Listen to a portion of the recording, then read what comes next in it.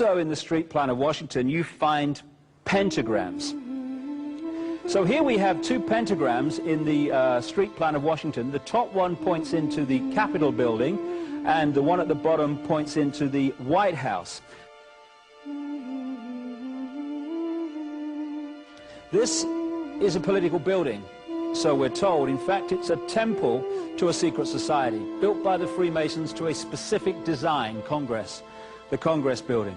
Where did it get its name from? Capitol Hill, from a sacred place of the Roman Brotherhood going way back called Capitoline Hill. And when Madeleine Albright, high priestess of this brotherhood, became Secretary of State, and she went across on her first overseas visit to Europe, she actually went to Rome and made an official visit, what for her would have been a pilgrimage to Capitoline Hill in Rome, and that's where we get Capitol Hill from. This is George Washington.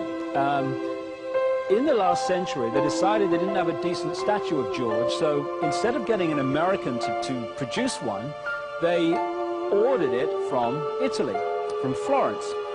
And when it arrived on the dockside, people were staggered, because here was George, the first president of the United States, depicted naked from the waist up with this cloth over his Bill Clinton's, and then pointing up one arm, pointing down the other.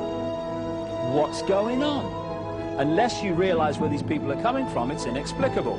Well, if you just hold that in your mind, arm up, arm down, naked from the waist up, and then Bill Clinton's covered in a piece of cloth, well, this is where it's coming from. This is the ancient depiction of the compilation of the negative force symbol that the Templars worshipped, or the high-level Templars worshipped anyway, called Baphomet. And this is why that they depicted George Washington in that way.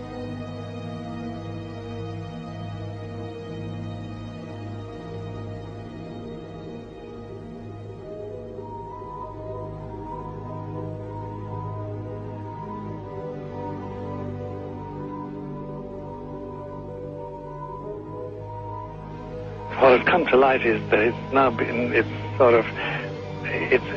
is not so surprising for a lot of people that there are covens amongst the very educated class, architects, doctors, lawyers, priests, brokers, and the leisure class.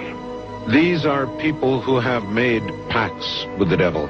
That's right. It's really the best, the more accurate way of describing it would be that they have indulged themselves in the worship of the goat, of the prince, of the serpent, of Satan, of Lucifer, and they lead perfectly normal lives. They're jewel merchants. They travel. They're prominent in their own way, but they do have this indulgence. Father, here's a part of that I can never understand. That has never made sense to me, and that is, if somebody were to make a pact with the devil, then obviously the implication is if the devil is there to make a pact with them, to make a deal, to make their life, this short mortal life on earth, pleasurable, with money or women or travel, or more interesting, whatever it is they want. Yes. Then they are aware of the presence of the devil, and they are obviously aware then of the presence of God as well, and they nevertheless make a conscious, stupid, short-term, blind choice to take what they can get in this lifetime. And to embrace one, you must embrace the other. It's not like it's some wishy-washy prison. I know you do. It is a very not easy to understand, except when you talk with them, when they let their hair down and peel grapes, as we say, and when they're on their way to being cured of what or healed is the proper word. You find that there's an exhilaration and a satisfaction which is both sensual and sexual and mental when they really indulge in Luciferian worship. There is a peculiar exhilaration. Like a drug, then? Yes, it's a peculiar exhilaration. And of course, the godly instincts in us all, the angelic in us all, because we all have something angelic and something godly, besides everything else, a lot of other negative things, that is quenched. And you find in them a horror of anything, what we call sacred and holy, or sacrosanct, or the idea of the idea of the sacred, of the awesome.